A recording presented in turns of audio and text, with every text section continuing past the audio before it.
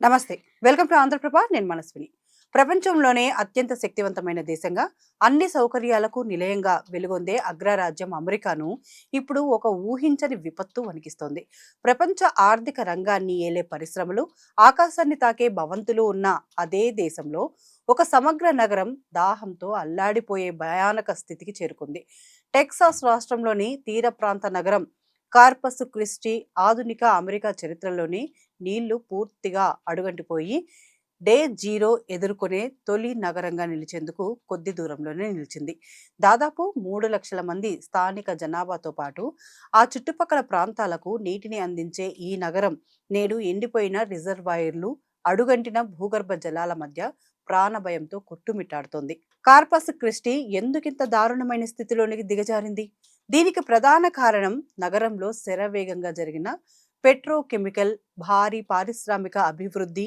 దీనికి తోడు ఏళ్ల తరబడి పీడిస్తున్న తీవ్ర కరువు. నగరానికి మంచినీటిని అందించే ప్రధాన రిజర్వాయర్లు ప్రమాదకరంగా 8% నుంచి 10% స్థాయికి పడిపోగా, ఇక్కడి భారీ పరిశ్రమలు మాత్రం నిరంతరం కోట్లాది గ్యాలన్ల మంచినీటిని మింగేస్తున్నాయి. ఉదాహరణకు ఎక్సాన్ మొబిల్ భాగస్వామ్యంతో 2022లో ప్రారంభమైన ఈ భారీ ప్లాస్టిక్ కెమికల్ ప్లాంట్ నగరంలోని ప్రజలందరూ కలిసి ఒక రోజే వాడే నీటి కంటే ఎక్కువ నీటిని కేవలం తమ ప్లాంట్ కూలింగ్ వ్యవస్థల కోసమే ప్రతిరోజు వినియోగిస్తుందంటే పరిస్థితి ఎంత భయంకరంగా ఉందో అర్థం చేసుకోవచ్చు. సాధారణ ప్రజలకు కార్లు కడగటం, ఇళ్లలోని తోటలకు నీళ్లు పెట్టడంపై కఠినమైన ఆంక్షలు విధించిన యంత్రాంగం, భారీ ఆయిల్, గ్యాస్, ప్లాస్టిక్స్ పరిశ్రమలకు మాత్రం యథేచ్ఛగా నీటిని తరలించడంపై స్థానికుల్లో తీవ్ర ఆగ్రహం వ్యక్తమవుతోంది. ఈ నీటి ఖండం నుంచి గట్టెక్కడానికి సముద్రపు నీటిని తాగునీటిగా మార్చే డీశాలినేషన్ ప్లాంట్లను నిర్మించాలని అధికారులు ప్రణాళికలు రూపొందించారు.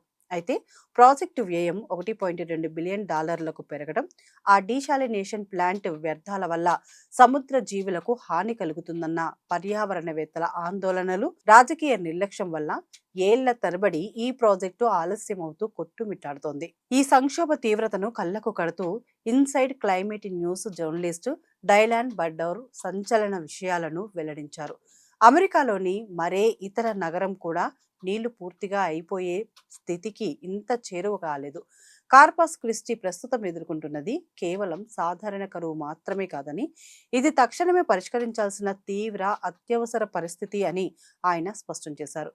వర్షాలు కురిసినా అవి తాత్కాలిక ఉపశమనాన్ని మాత్రమే ఇస్తున్నాయని, నగరంలో కేవలం కొద్ది నెలలకు మాత్రమే సరిపడా నీటి నిల్వలు మిగిలి ఉన్నాయని ఆయన హెచ్చరించారు. పరిస్థితి చేయి దాటిపోతుండడంతో అధికారులు ఇప్పుడు లోతైన భూగర్భ బావులు తవ్వడం, పరిశ్రమల వ్యర్థ జలాలను రీసైక్లింగ్ చేసి తిరిగి వాడటం, ఇతర ప్రైవేటు డీశాలినేషన్ కంపెనీల నుంచి నీటిని కొనుగోలు చేయడం వంటి ప్రత్యామ్నాయ మార్గాలను వేగవంతం చేస్తున్నారు. అయినప్పటికీ ఈ సంక్షోభం ప్రజల దైనందిన జీవితాన్ని మార్చివేసింది. నిత్యం పాత రోడ్ల పక్కన నీటి కోసం బోర్బావులు తవ్వుతున్న దృశ్యాలు, రోజువారీ అవసరాలకు నీటి కోతలు ఎప్పుడు ఉంటాయో తెలియక భయంగా గడిపే పరిస్థితులు అక్కడ నెలకొన్నాయి. నగర యంత్రాంగం లెవెల్ 1 వాటర్ ఎమర్జెన్సీని విధిస్తే ప్రతి ఒక్కరూ తమ నీటి వాడకాన్ని 25% పైగా తగ్గించుకోవాల్సి ఉంటుంది. కార్పస్ క్రిస్టీ కథ కేవలం ఒక అమెరికన్ నగరానికే పరిమితమైనది కాదు. ప్రకృతి వనరులను మించి పారిశ్రామిక దాహాన్ని పెంచుకుంటూ వాతావరణ మార్పులను నిర్లక్ష్యం చేస్తే ఎంతటి అగ్రరాజ్యానికైనా ఎలాంటి భయంకరమైన పరిస్థితులు ఎదురవుతాయో చెప్పడానికి ఇదొక హెచ్చరికగా నిలుస్తోంది.